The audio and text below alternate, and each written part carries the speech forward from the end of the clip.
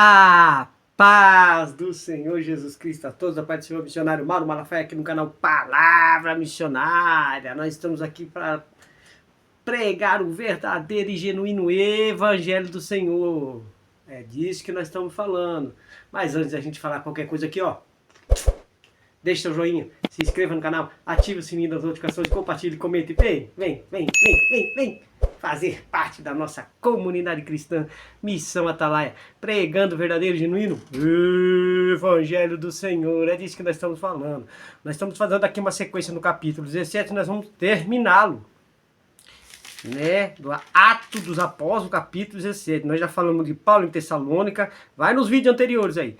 Falamos de Bereia e agora nós vamos falar de Paulo em Atenas. Mas antes da gente falar sobre isso daí, fica com a vinheta.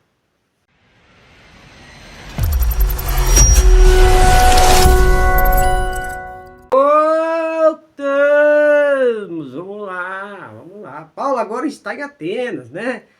Tessalônica, os judeus perseguiram. Aí foi para Bereia e o povo de Bereia aceitou. Só que aí o que aconteceu? Os judeus lá de Tessalônica foram lá em Bereia, 75 quilômetros depois, e encurralaram Paulo de novo. Pegaram o pé de Paulo de novo porque estava pregando o evangelho lá. O evangelho tem esse poder. O que acontece? Vai se pregando o evangelho e vai sofrendo as perseguições. E nós estamos fazendo um comparativo com as igrejas atuais, com os religiosos atuais dentro desse capítulo, né? Aí vamos ver o que nos espera em Atenas aqui agora. Vamos lá. Estamos prontos?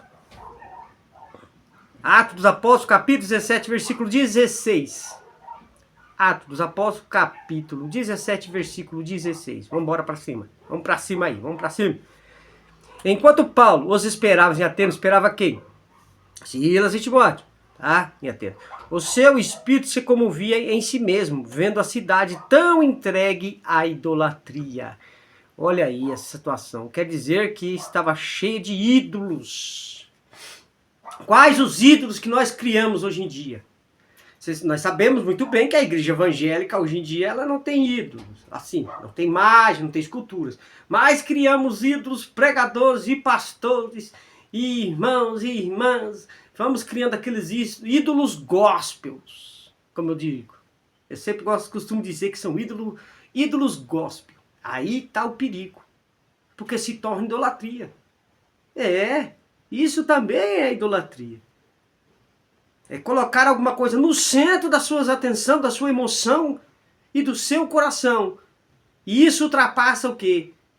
O verdadeiro amor que é com o Pai, né? Que é a soberania de Deus. Então você acaba você deixa Deus de lado e cria um próprio Deus para você. Eu adoro aquele cantor, eu adoro aquele pregador. Não, adorar é somente a Deus. Então isso se torna idolatria também. Então vamos lá. No 17. De sorte que disputava na sinagoga com os judeus. Simples assim. Paulo fez Tessalônica. Paulo foi em Bereia também. Ficou ali no meio da sinagoga pregando. Do mesmo jeito. Com base nas escrituras, ele pregava Jesus. As escrituras, nesse tempo, pelo menos não dizia respeito... No que dizia respeito aos judeus, era o Antigo Testamento. Tá? O Antigo Testamento. Então, Paulo pregava ali o Antigo Testamento, mas sempre arremetendo para o quê? Para o que Cristo fez na cruz. E é assim que pregadores têm que se portarem no Antigo Testamento. Pelo menos penso eu. Se você vai pregar o Antigo Testamento, certo? Tem que arremeter para a cruz. Porque ali foi todo o preparo para a vinda, para o nascimento de Jesus. E para sua crucificação, ressurreição e ascensão. Então tudo aponta para Cristo. Vamos lá. E religiosos. Então fala dos judeus. Aí, ó. Então de sorte que disputavam na sinagoga dos judeus. E religiosos. Quem? Os judeus lá, né? Que realmente pareciam ser dedicados às escrituras. Pareciam. Tem muita gente que parece, sim, mas não é. Então aqui nós já temos dois problemas. A questão da idolatria e a questão da religiosidade. São pessoas que aparentam ser um terno, uma gravata, uma saia, um vestidão, um barbinha feito, um cabelinho, homem de Deus, mulher de Deus. Mas não, aparentam ser. Aí entra o dom de discernimento, onde é Deus, onde é homem, onde é carnal, entendeu? E onde é demônio. O discernimento, o dom de discernimento nos traz isso. A gente consegue enxergar ali se realmente é Deus. Ali é do homem, carnal. E aqui é demônio. É disso que nós estamos falando. E todos os dias, na praça com os que se apresentavam. Então era um lugar em Atenas onde os oradores geralmente faziam seus discursos. Então Atenas era o quê? Berço ali, é um dos berços da filosofia, né? Então é o seguinte, agora Paulo estava lá no meio dos filósofos, daquelas pessoas que se entretinham com o quê? Com novos pensamentos, só pensamento. Então filosofavam nas praças, diziam novas teorias, até que algum deles conseguiu emplacar e virava ali o famosão no meio deles. Mas Paulo estava lá para falar de um Deus e do seu filho que morreu na cruz. O que nós podemos tirar de lição disso? É que nós temos que entrar nesses meios com sensatez, racionalidade e muita Bíblia. No meio desses oradores que filosofam sobre a vida. Então eles amam mais a criatura, a criação, do que o Criador. É isso aí. Vamos lá. E algum dos filósofos epicureus. Quem são os epicureus? Vamos explicar aqui para vocês. Aqueles que afirmam que a satisfação dos apetites e prazeres era a única finalidade da vida. Então ele estava no meio desse povo. Os epicureus faziam o quê? Qual que era a crença deles? A satisfação dos apetites e os prazeres era a única finalidade da vida. Satisfazer. Só a carne. Carnal. Totalmente carnal. E os estoicos ensinavam que o homem não deve se deixar abalar nem pela alegria, nem pela tristeza. Então já era outra linha. Epicureus, para os prazeres carnais. Os estoicos, que ensinavam que o homem não deve deixar de se abalar pelas suas emoções, nem alegria, nem tristeza. Tá?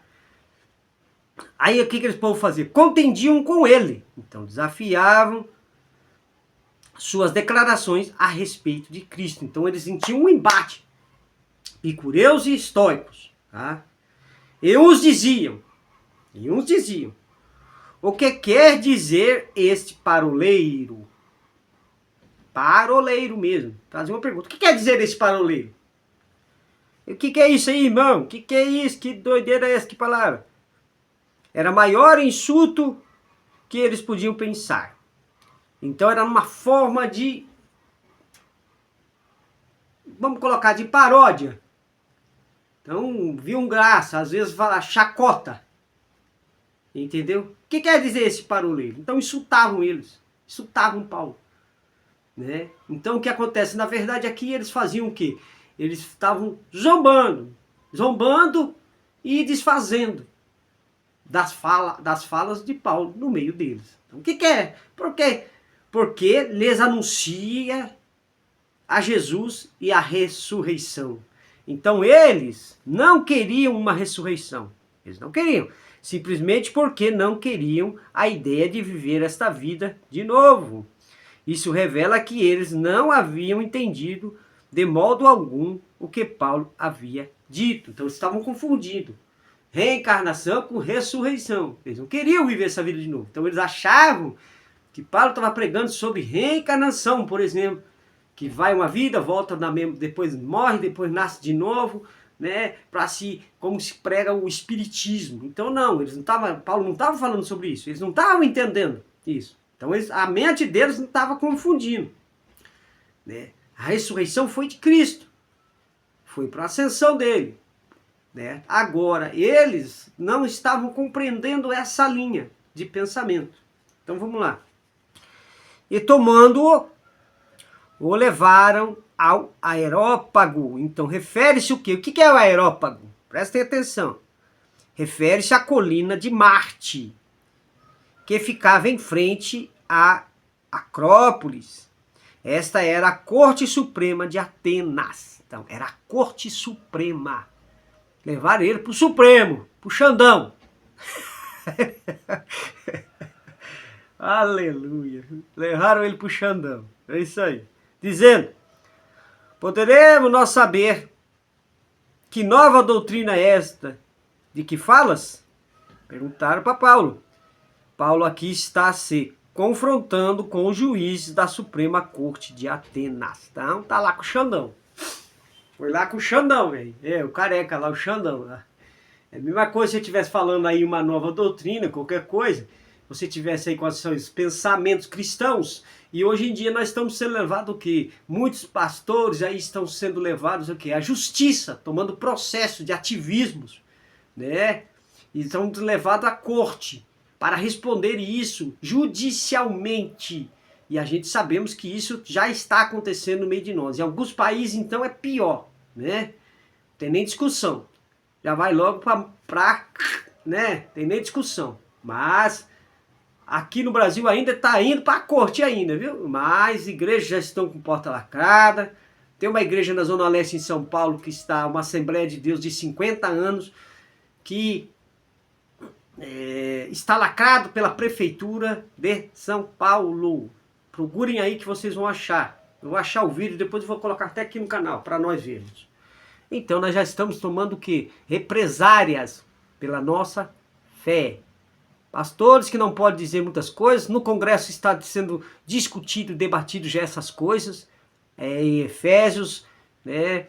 Dizem que ali que é misoginia, aquela coisa toda. Quer dizer, nós pastores, pregadores, missionários, não poderão pregar mais, já estão tramitando em falar até que quanto os demônios não pode, está ferindo as outras religiões, a questão de homem, que a Bíblia diz lá, acho que se eu não me engano é Efésios, acho que é isso, diz sobre o homem largar o costume natural das coisas, então homem com homem, mulher com mulher, você não pode mais pregar sobre isso na igreja, você não vai poder, daqui uns dias você não vai poder nem falar mais nada.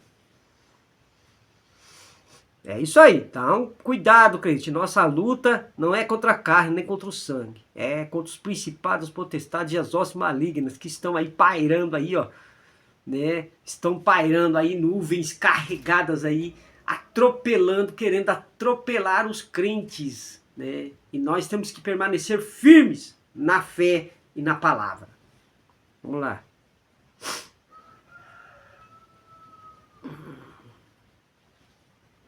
Aí no 20, pois coisas estranhas nos trazem aos ouvidos. Então o estranho que aqueles que haviam levado Paulo a esse lugar classificassem o que ele estava dizendo como mero falatório, que nós falamos aqui, né, paroleiro, né, estava falando aí, jogando, cuspindo coisa ao vento aí, e tem que tomar cuidado, tá? Muitas pregações aí também que ficam jogando coisa ao vento aí e já dá trabalho para nós desfazer depois. O maior problema que eu vejo são pregadores que vêm de fora em uma igreja, o pastor tem um trabalho tremendo para doutrinar as pessoas, para colocar a casa em ordem e colocar em uma coisa. Aí ele cai na bobeira, às vezes, de chamar alguma pessoa para pregar de fora. A pessoa vem lá e prega uma montanhada de coisa que não é bíblico, né? Que inventou, que é a doutrina da carne dele lá, o achismo dele, como já nós falamos já, muito achismo. Aí acontece o quê? Larga a bagunça na igreja. Aí o pastor tem que voltar e começar a rebanhar o povo tudo de novo. É desse jeito.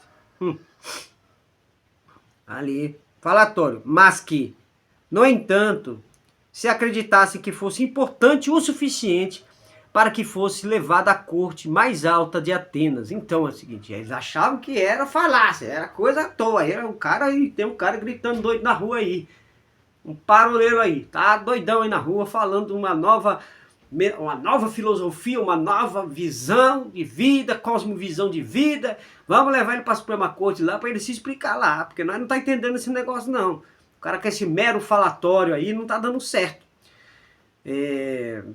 Só que eles acharam importante. Eles falaram, peraí, dá para se discutir sobre isso, né? Não é um assunto que dá pra gente, vamos levar lá pro meio dos magistrados. Então, queremos, pois, saber o que vem a ser isso. Então, fez um pedido nobre a Paulo e uma oportunidade sem igual. Sem igual. Olha aí. Né? Enquanto nós levamos aí à justiça, Paulo foi levado lá para se explicar, mas de maneira o quê? Com uma oportunidade. Então, muitas vezes, Deus vai colocar você em situações que você vai pensar que é para a sua desonra, e na verdade é para a honra e a glória do nosso Senhor. Porque Deus vai te colocar em situações como aqui Paulo, ele já enxergou logo, falou, opa, peraí, eles vão me levar lá no meio dos sábios aqui, dos magistrados, dos caras que comandam o negócio aqui. Então agora é a hora de eu estar cheio do Espírito Santo e uma oportunidade sem igual. Igual essa outra eu não vou ter para pregar no meio desse povo. É isso aí. Aí no 21, pois todos os atenienses e estrangeiros residentes não, tá em parênteses aqui no 21, não se ocupavam de nenhuma outra coisa, senão a dizer e ouvir alguma novidade. Então eles ficaram entretidos. Paulo esperto, hein? Falou, vou jogar no meio desse povo que fica filosofando aqui, né? Epicureus, dos estoicos, e vou jogar no meio deles aí, meu filho, as ideias deles aqui, no meio das ideias deles, uma nova linha de pensamento. Cristo, cruz, ressurreição, e é isso aí. Aí, como com os grandes filósofos, por que eles ficavam se ocupando disso? Nós vamos explicar aqui para vocês. Por quê? Com os grandes filósofos já mortos, né? Atenas tentava viver da glória que se desvanecia dos tempos anteriores. Então ela estava perdendo. E eles viam que eles estavam perdendo toda essa magia dos filósofos antigos, com a perca desses filósofos. Ninguém trazia uma doutrina nova. E Paulo, mais que esperto, diz, bora no meio deles. Bora lançar essa semente aí, essa pregação. Bora lançar essa nova filosofia que eles não estão entendendo nada, mas nós sabemos quem é o Senhor das nossas vidas e é disso que nós estamos falando. Você é chamado para isso, não para pregar como muitos pregam por aí, ou usar microfone, que nós já falamos nos vídeos anteriores. Veja os vídeos anteriores aí, tá? Nós estamos fazendo sequência no capítulo 17 aqui, de Atos dos Apóstolos. Veja aí, Tessalônica nós falamos, né? E Bereia também. E vocês sabem muito bem que microfone e altar não é lugar para lavar roupa suja. Nós já pregamos, falamos um vídeo aí sobre isso aí. Entendeu? Então é o seguinte, cara. Tem que tomar muito cuidado, mas tem que abraçar as oportunidades e pregar o evangelho em tempo e fora de tempo. É disso que nós estamos falando. Descrição do vídeo aí, ó. Vai ficar o quê? Nossa chave Pix aí, tá bom? Nosso projeto Missionário Missão tá lá. E quem puder contribuir, Deus abençoe a vida de cada um de vocês. E a paz do Senhor. Antes, não se esqueçam. Não se esqueçam. Preguem somente o verdadeiro evangelho. Ao efeito que causou em Atenas. Só evangelho.